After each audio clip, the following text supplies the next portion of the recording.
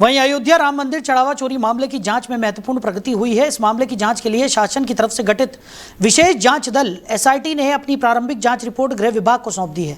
Report अपर मुख्य सचिव गृह संजय प्रसाद को सौंपी गई है।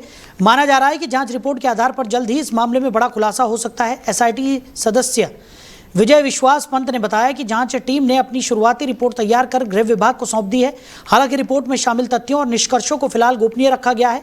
उन्होंने कहा कि जांच से जुड़े विवरण सार्वजनिक नहीं किए जा सकते, लेकिन टीम ने अपनी सभी प्रमुख फाइंडिंग्स शासन को उपलब्ध करा दी हैं।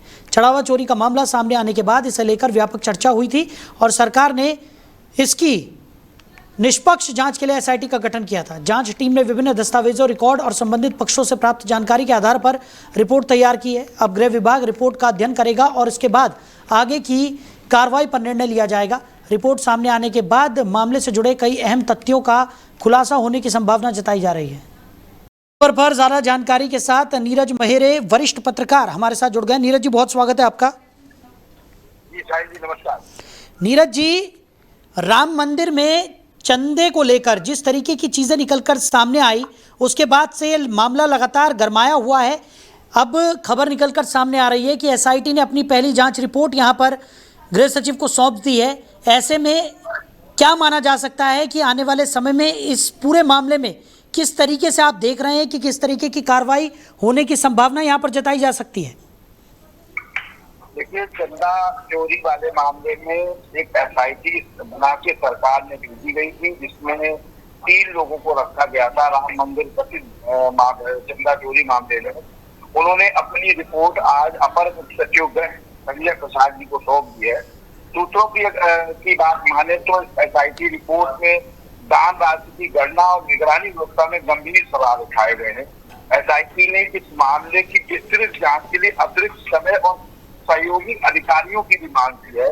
रिपोर्ट में गणना कर्मियों के चयन और ट्रस्ट पदाधिकारियों से उनके संबंधों की जांच की भी मांग की गई है।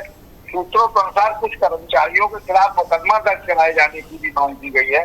मंदिर की व्यवस्था के अतिरिक्त अभी किसी भी व्यक्ति को इस पूरे मामले में जिनके भी नाम आ रहे हैं, चर्चा चल रही है, किसी को भी क्लीन चिट नहीं दी गई है। और जो कमेटी है उसने और समय मांगा है सरकार से, हमें जांच के लिए पहले तो कुछ कर्मचारी हैं उनकी खिलाफ एफआईआर की अनुमति दी जाए और उसके बाद हमें जांच और कुछ अधिकारी बढ़ा के दिए जाए, जांच का समय और बढ़ाया जाए। जी साहब, बिल्कुल। और जिस तरीके से अभी कुछ समय पहले की अगर हम बात करें तो ये भी निकलकर सामने आ रहा था कि जो कार्य सेवक हैं उनके खिलाफ भी सख्त कदम यहाँ पर उठाए जा सकते हैं, क्योंकि कुछ कार्य सेवकों की जो गतिविधियाँ हैं वो भी जांच के घेरे में संदिग्ध पाई गई। अब ऐसे में माना जा सकता है कि कई कार्य सेवकों को भी वहाँ से हटाया जा सकता है, या पूरा का पूरा जिस तरीके की ये समिति का निर्माण है और उसके अंदर जो लोग हैं उन लोगों की भी स्थिति को लेकर लगातार चर्चाओं का विषय जो है वो लगातार यहाँ पर बना हुआ है। लगातार चर्चाओं का बाजार गर्म है।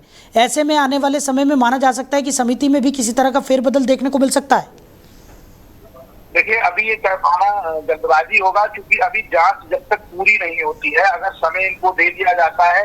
हाँ, ये जरूर है कि उन्होंने जो गणना कर्मचारी है और उनके जो जिनके यहाँ से पैसा बरामद हुआ है उनके खिलाफ, कुछ लोगों के खिलाफ एफआईआर दर्ज करने की मांग की है।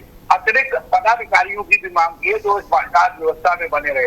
एक सूत्रों से यह भी खबर आ रही है कि चंपत राय जी को ये निर्देश दिए गए हैं कि वो अयोध्या छोड़कर न जाएं, क्योंकि जब तक जांच कंप्लीट नहीं होती तब तक वो अयोध्या में ही बने रहे। जी, चलिए नीरज जी, हमारे साथ जुड़ने के लिए, इस तमाम जानकारी के लिए आपका बहुत शुक्रिया। तो जल्द ही चढ़ावा चोरी मामले में बड़ा खुलासा होने की उम्मीद यहाँ पर जताई जा रही है। एसआईटी ने गृह विभाग को रिपोर्ट सौंप दी है और माना जा रहा है कि इस जांच रिपोर्ट में कई ऐसी चीज़ें हैं जिन्हें सार्वजनिक तो नहीं किया जा सकता, लेकिन इस मामले में आने वाले समय में कई बड़ी गतिविधियां देखने को मिल सकती हैं।